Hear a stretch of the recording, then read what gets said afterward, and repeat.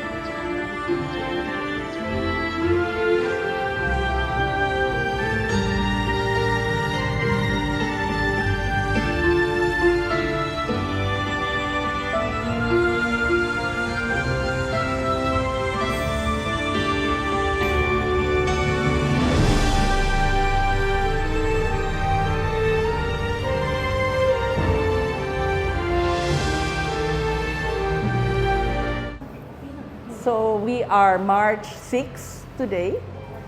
7 na ba? Okay, March 7. And we are in Miranila, Heritage House and Library. The first question is, what is Miranila? Miranila is a sobriquet or a connection of two words or three words. Mira a Manila, which means look at Manila. And there was a contest among the children who moved into this house. There were three. And the one who chose Miranila won. That was Helena. Because in 1934, August 14, I believe, she was upstairs in the third floor and she saw what she thought was Manila burning. So she called to her two brothers and she said, Mira a Manila, you know, come up here, Mira a Manila. Come and look at Manila. And it was actually Ateneo de Manila in Intramuros burning. So it burned, and they moved to Padre Faura, and subsequently in the 50s, they moved to Loyola Heights. So the name Mira a Manila did not stick. What stuck was Miranila. And so she won the contest among the children to call this. So it's ever since then been Miranila. So the family that moved into this house was Conrado and Francisca. They're here. That's why we start in the chapel. Their ashes are here with us. That's Conrado and that's Francisca. And they moved here in 1932. They built the house in 1929, inaugurated in 32, and moved here with their three children. Helena was the eldest, and then Tomas was the middle child, and then Alfredo. So three of them moved here. Tomas was my father. And so we grew up coming every day, Monday to Friday, to say good morning to our grandparents. You know how Filipino traditions are. We were given off Saturday and Sunday. But every morning we would come here. And when Helena passed away in 2017, she had formed much earlier in 2005 a foundation that would take care of Miranila when she passed away. And we did. We took over after she passed away. We tried to keep it sustainable. And so you see the buildings around you, the main house back there.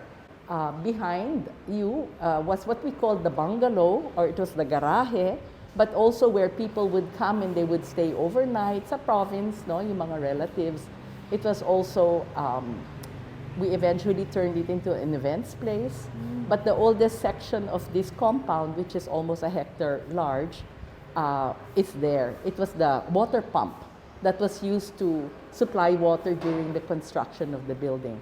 The other buildings are more recent. That one was built in, that three-story building was built in 1990 by my two sisters. They made it into 4 apartments. And now the Henry, Miranila, has taken over. We have 7 suites there. And then over here is a chapel that was constructed, well, the architect was my sister, one of the owners of the house. And she did it in the same style as Miranila, which is called, they call the California Mission Revival. You know, during the pandemic, we tried to partner with different people because before the pandemic, we opened in 2018, December. Our first party here in our old bungalow was Herbert Bautista, the mayor of Quezon City. And he said, pwede bang buena mano ako? So he held his Christmas party for his management team there. And that kicked off our event space. And then for 2019, over 2019, we were very busy, you know, with tours and workshops, but we really couldn't sustain the space. So when lockdown came in, we decided to partner with the Henry. 3 hectares to begin with, and this was the only house, and the bungalow was there. That was it. And then in the 30s, there was no road. Okay, so when they were building in 1929, people had to park, the construction people had to park their cars and their trucks in the LVN area of Doña Sisang in Pitwason. And they would have to portage everything up the hill because we're in the top, you're in the very highest point of San Juan del Monte or San Juan Hills. And they would have to portage everything up until Mariposa became a street. But before that, it was just this. And then in 1934, Jose Abad Santos bought, his family bought 5 hectares across. And eventually on the left side, we were all kind of related. My grandfather's side of the family bought here on the left, and my grandmother's side bought on the right. You know how it is when you come out of Manila, you form your own compounds. So we grew up getting to know our neighbors, and eventually, many of them converted into condominiums and all of that, and this remained. It's the only heritage house in Quezon City, aside from Quezon's house, which is in the Quezon Circle. During the Japanese time, they took over the house from 1941 to 1945. You know the stories how Japanese gardeners would embed themselves in homes. Correct. So that was the same. I know that happened to the Ledesma family in Negros. It happened here, yes. And so he revealed the gardener of maybe, I don't know, he was here for quite some time. He revealed himself to Francisca, my grandmother, as a lieutenant of the Imperial Army, Japanese Imperial Army. And so he said, you had better take the whole family and bring them to PWU because it was already functioning and it was founded in 1919. So he said, because the officers will take over. And indeed they did. So Francisca, being very steady and solid and stalwart and stubborn, she moved herself to the bungalow. She lived there for a few weeks together with Feli Clemente. She was 12 then. So the story came to me from Feli. Feli was the last resident here. She was the housekeeper of Miranila. And she told me, dito sa kwarto nito, dito kami natira ng lola mo during the war, the first few weeks of the war. Until she saw the Japanese officers taking off their boots, you know, every time they went into the house. And then the women with them were very painstakingly taking care of the Nara floors and keeping it well. So they respected the house, and so she moved to women's. She followed her family. But after the war, the Japanese planted 16 mines around the house, including on the top, sa torre, and one behind the piano. I'll show you where.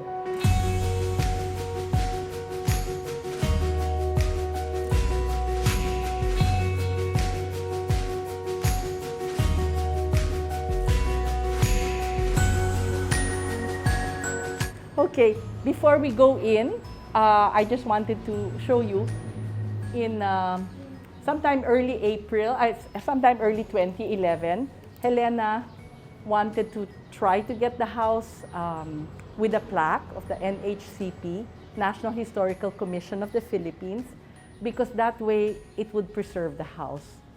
When she would go, when she passed away, nobody could touch the house and change it more than 30%. So indeed, it's really remained the way it was, except for a little walk-in closet that we made into a small bathroom. That was all the change we did. So I interviewed her, I made it into a letter, and then we sent it to the NHCP. And in 2 weeks, they agreed. And they said it was the fastest. Dr. Jaime Laya told me it's the fastest ever na na-approve dahil yung witness, yung primary witness, she experienced all of the things that she relayed. No? It was first-hand experience. So we're very lucky to have this. And it also sends a message to our clan that we have something that we can be proud of and we have to preserve. So that helps our foundation. And all your payment for tours, that helps us a lot. So thank you. Thank you very much for that. But the main fund came from the family? Came from Helena. Yeah, you know how it is, it takes a while to settle all of that. So in the meantime, we were working off tours and workshops and now these partnerships. It really forced us to be creative in how to remain sustainable. So we're not laying back and just waiting for her land to be sold. No, we're not doing that. We're keeping it sustainable on its own. Okay. Small world. Small world. Jimmy Laya's sisters, Uh-huh. the twin sisters, Uh-huh. were very good friends. Okay, so we're going Ah, inside the okay. house. Meron kang libro? Sorry ha. It's okay po. Libro? Wala po, Ay, ma'am. gumawa ka ng libro. Sige po, try po natin, ma'am. Yayaman ka. Origins. Very nice, mga okay. ka-Youtubero. So, ang granding bahay ito.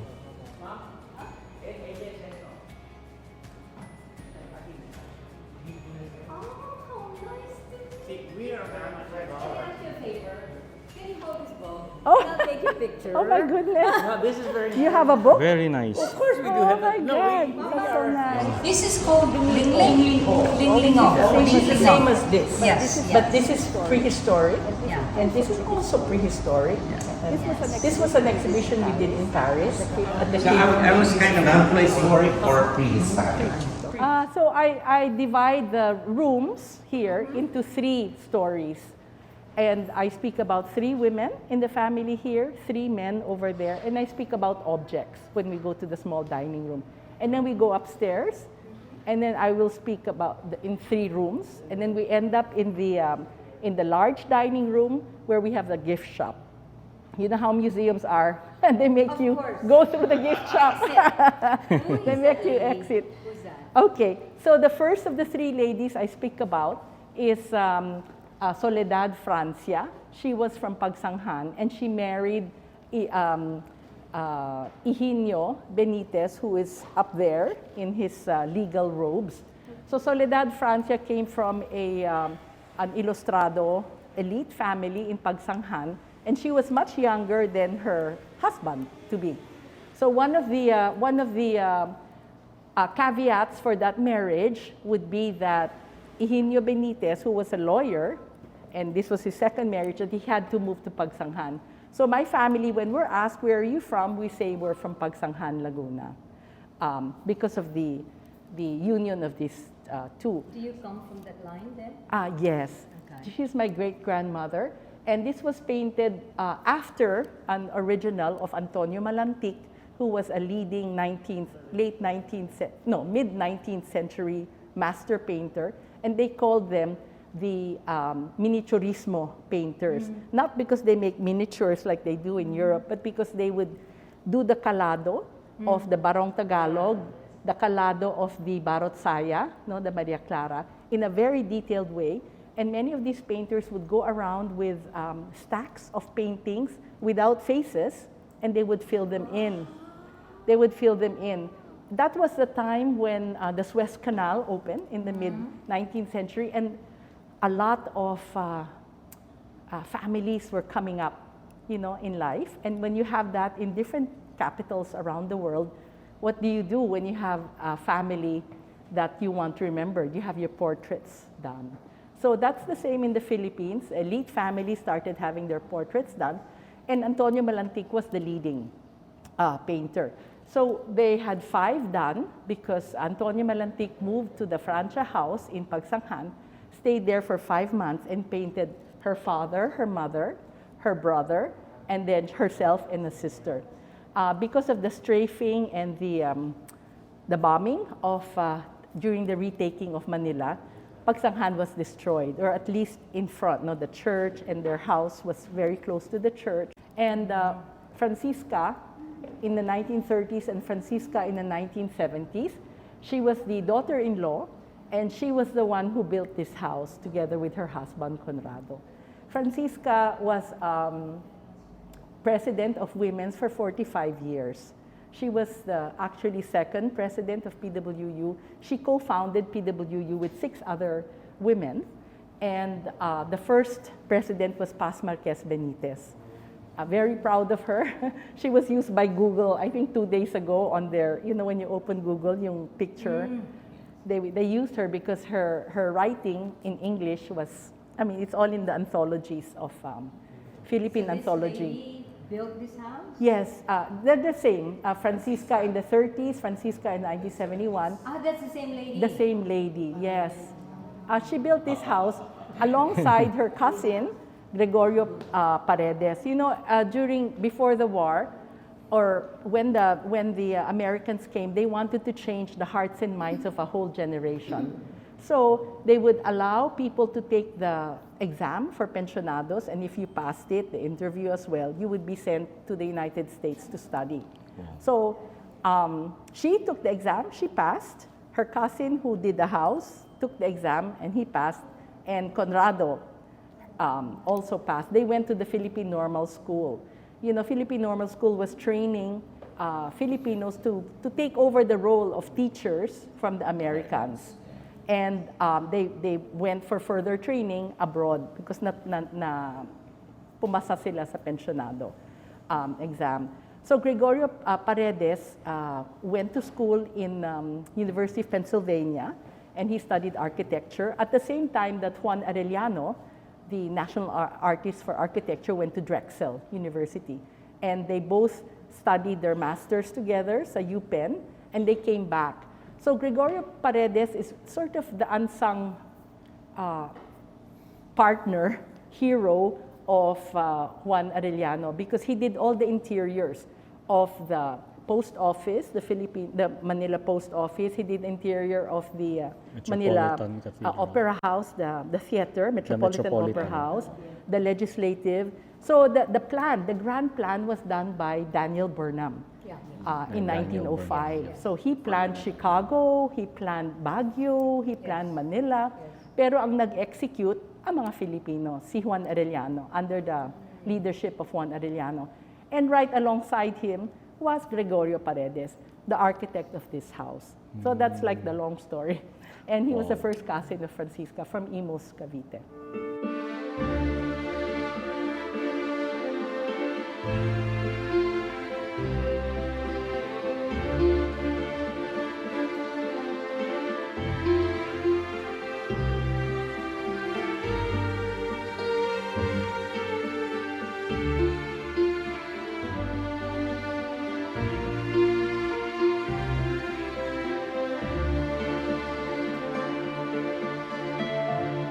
folklorico Filipino. 1,500 pieces were made, and slowly they're making their way back to the Philippines. I saw one in the office of Washington CCIP.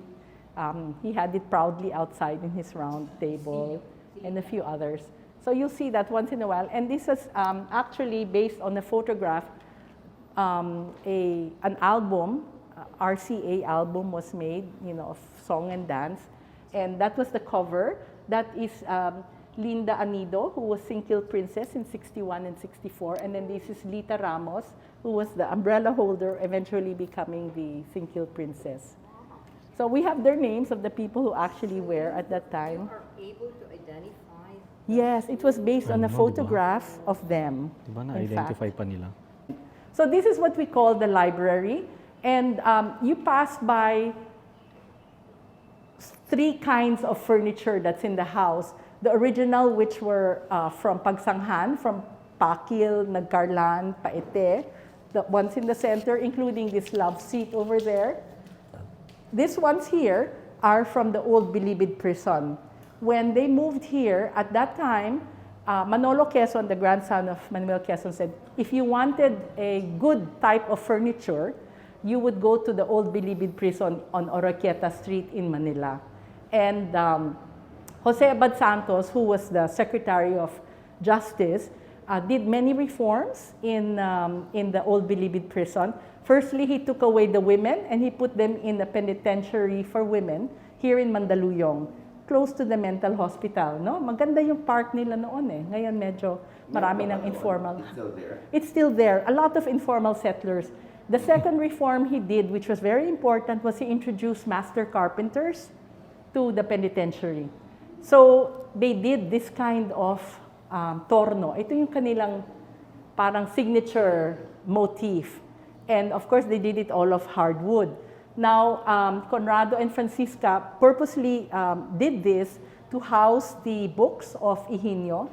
They're all in Spanish or Latin, and they are his diccionarios, his encyclopedias, his travel books that traveled with them from Pagsanghan to Peña Francia Street in Paco to here. Kaya pati yung middle part, lahat yan pinagawa nila sa, probably ito galing sa Pakil or Paete or Nagcarlan, ito galing sa Oroquieta Street.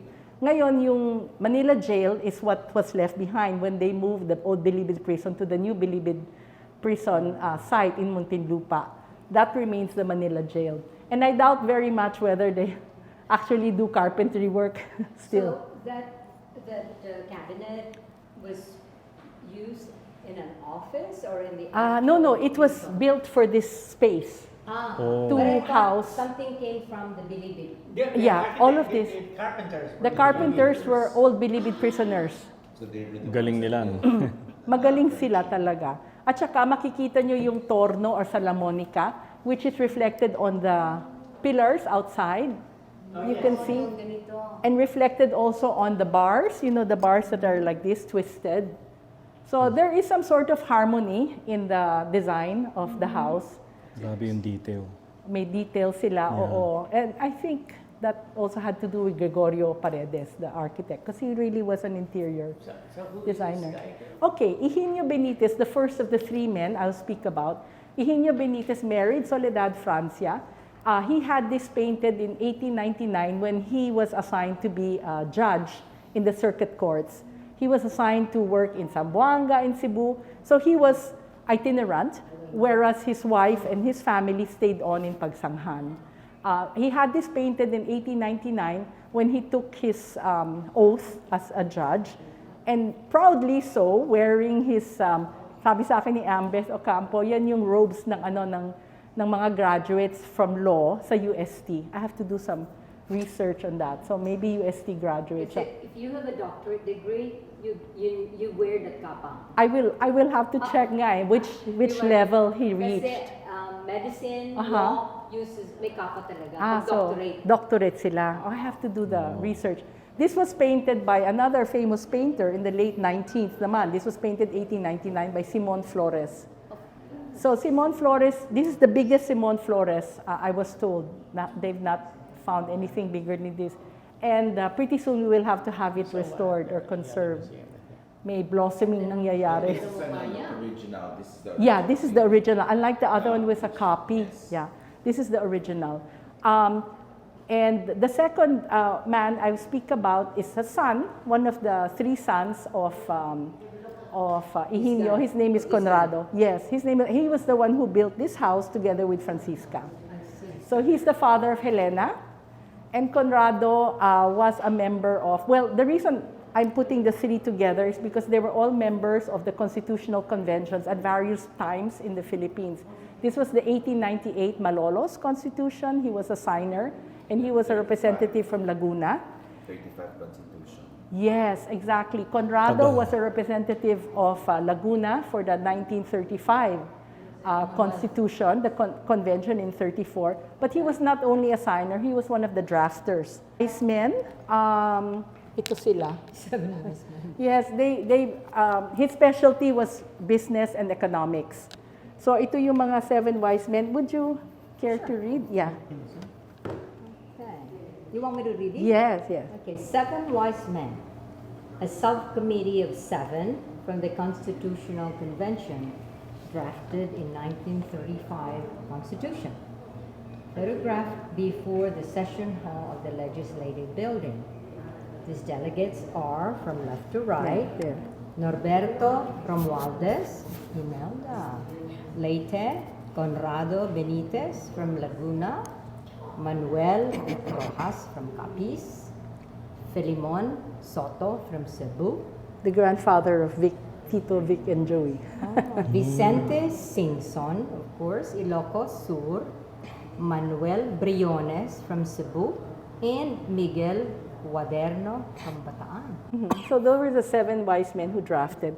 Well, our 35 Constitution was roughly based on the U.S. Constitution. So that in 1972, another constitutional convention was held. Okay, so the question was, why did we decide to cover the window that overlooks the east patio, the east garden? Helena was a collector. She liked to shop, she had no children, and when her parents passed away, she started putting in more and more chinoiserie, Chinese-inspired, Asian-inspired furniture. And one of them came from Aling Biring, the Asis from Little Baguio. She had a series of houses where she would display old furniture. And at that time, in the 70s, there was an influx of furniture from mainland China. Nagbubukas ang China at that time. We had diplomatic ties with them beginning 75, 76. So we were flooded with a lot of furniture from there. And Aling Biring was one of the recipients. And Helena would like to passing by the home of Aling Biring in Little Baguio and sit there, and she would come back with 2 big vases, malaking coromandel. No, walang malagyan, di ba? Ito pala yun. Oo, so dati she had pala to cover a merong window. dito. Yeah, just She had to cover. So why was she so attracted to that? These are 6 panels of 49 women. I counted them. We just restored them 2 weeks ago. And they are doing various tasks in the noble house. They have, the only men, I guess, are the little children running around. And it just tickled her fancy to have a house full of women like that. So dati may window pala dito. May window, oo. Oh. normally kasi yung flow ng air is dapat east, and then east, precisely. west, and then west, north-south. In the 80s, uminit na tayo, no? So naglagay na sila ng air conditioners. So wala na yung free flow of air. Although upstairs, later, if you feel like it, if your knees are up to it, you can go upstairs to the torre. And you can feel the flow of air. Yeah, puntaan natin yung torre.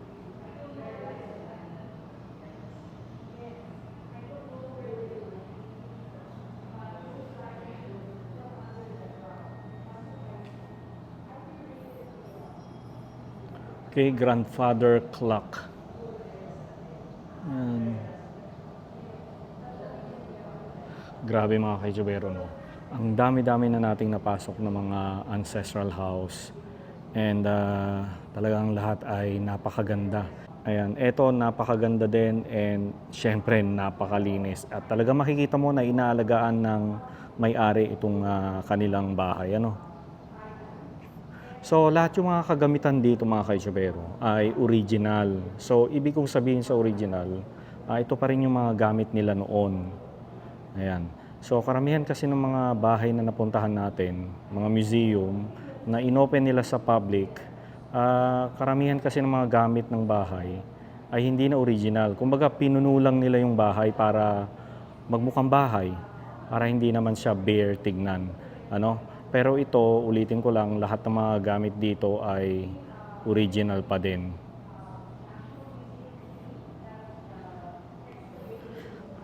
Napatingin ako sa ilalim.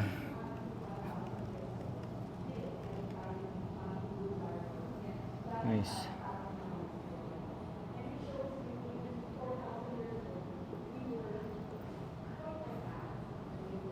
Okay, so yung sinasabi ni Ma'am Petty kanina, eto daw, dati daw may window dyan.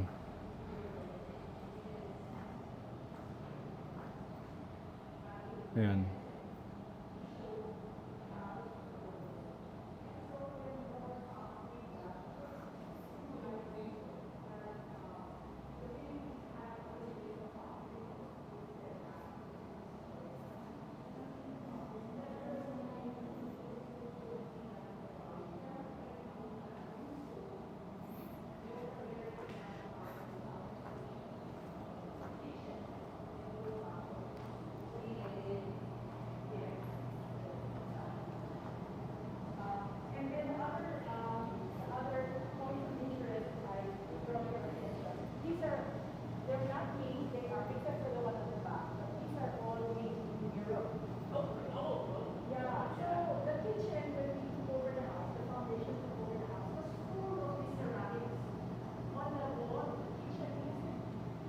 Transoms, the windows, that's very Masonic, if you can see the compass, the symbolism. So yun ang touches of Art Deco. And the bathrooms. So if you pass through the bathroom here, makikita nyo Art Deco yung banyo nila. Art Deco ang bathroom. Yeah, this is Helena's Girl Scouts. She loved the Girl Scouts. Girl Scouts pauso dati. Yeah. And she was part of the group of Jose Fallanes Escoda. Sorry? PWU was strong with the Yeah. Girl Scouts. Lapit rin ng building lang power. Yes. This is the Girl Scouts uniforms of Helena. She was part of the young group of Jose Fallanes Escoda. I should show this to Jackie. My Sinong granddaughter nag-Girl is- Scouts dito? Nag-Girl Scouts ba kayo? Taas sa mga kamay, yung mga nag-Girl Scout, Boy Go, Scout. God, country, and home, di ba? Community over, country over self. Ganon. Show this to. Yeah, I was right. It's called a tet. Tet. Tet. Tet is face to face. Tet. Aha. So dito, yung bathroom nila may ladies. Ito, ladies. Ayan. So ito, ladies.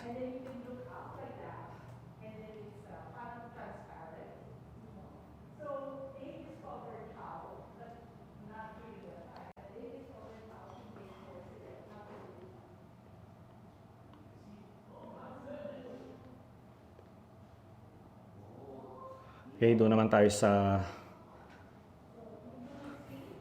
gentleman.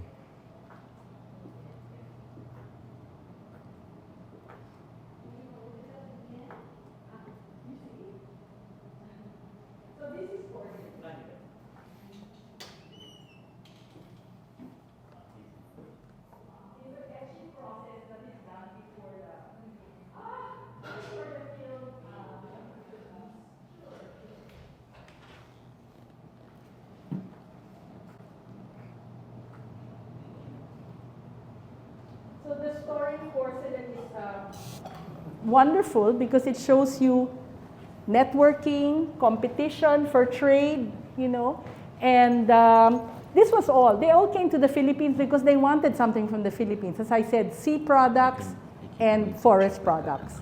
And they left this in exchange. And our ancient Filipinos like to be buried with them because, of course, to go to the other world, you're May picture accompanied siya by doon. trade Nice. goods and important goods. We have over here naman our European answer to the Asian. What do Filipinos do when they go abroad? They shop, hindi ba? They collect. And this family is not an exception. They collect. Yes, absolutely. So you have the very top from Czechoslovakia, Bohemian glass from Czechoslovakia. The blue bowl up on top is part of the second rung, which is from Murano and Burano from Venice, you know, where they blow glass. And then over here is Wedgwood ceramics from England. But I have to be very frank. One of them had a sticker that said "Made in Japan." Okay. So I was wondering what What is the connection? And then I found out that Wedgwood partnered, they outsourced their Wedgwood manufacture in Japan because the Japanese also knew how to do fine porcelain. So that's a mixture from her collections of various Wedgwood pieces. And then you have a French, Baccarat, di ba you read it? Baccarat, yung crystal. And this is Limoges, the two Limoges. And then here, various different plates that you would buy in museums or like souvenirs, like what you have over there. That's the Mason house. I'm not sure where, but it was a Masonic house. And that's Meissen on the left, the Turin. This is from Venice. So this one, Delia found this downstairs in the air raid shelter. Di ba Delia, nahanap mo yung ano? Each of the fingers was wrapped in toilet paper, yung roll of toilet paper, ikot-ikot. So it's complete. There's no breakage. I checked it out. Yeah, so it was very well preserved. Oo nga, no? Yan yung si Feli Clemente. Buo yung mga fingers. Yung housekeeper. Yung housekeeper. Buo lahat yung mga fingers. Ang galing ng housekeeper. We had this roaming around outside. Mang Ed, our gardener, was using it for his screws and metal little bits and pieces. So I said, Mang Ed, ito na lang basket gamitin nyo. No? Baka may storya ito. Indeed, may story. This is a broken ceramic held together by brass basketry. And someone told me, you look up wabi-sabi, the Japanese craft, or kintsugi. Yes. It's a way of keeping broken ceramics together by gluing it. And sometimes they put gold, you know. And some people break a ceramic just so that they can put it together again. It's a craft. We just watched something on that. Ah, really? Yes, there's a couple in Germany and in Japan. They would do that. They teach it. How to do this. Yeah. Well, Because Ang galing. the philosophy, wabi-sabi or kintsugi, because it also becomes a philosophy in life where a vessel becomes more precious because of its brokenness. So the Japanese started producing vessels, jars like that with their stories of the past. Ito yung Tokugawa period. So ginawa during the Meiji period of the Tokugawa period, hundreds of years before, when the shoguns ruled. The emperors were the titulares, but the shoguns ruled. Yes. Diba? Yes. The generals or whatever, the warriors. Yes. And that's a concubine or the wife. And then the solitary is the emperor. Nag-iisa siya. Containing silver souvenir, teaspoons, and teaspoons from foreign cities.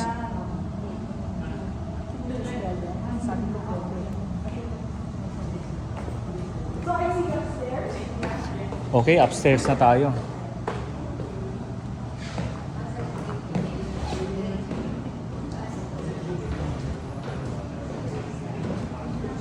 Alright guys, so part 2 tayo kasi masyado na mahaba itong video na ito. Ayan, part 2 tayo, part 2.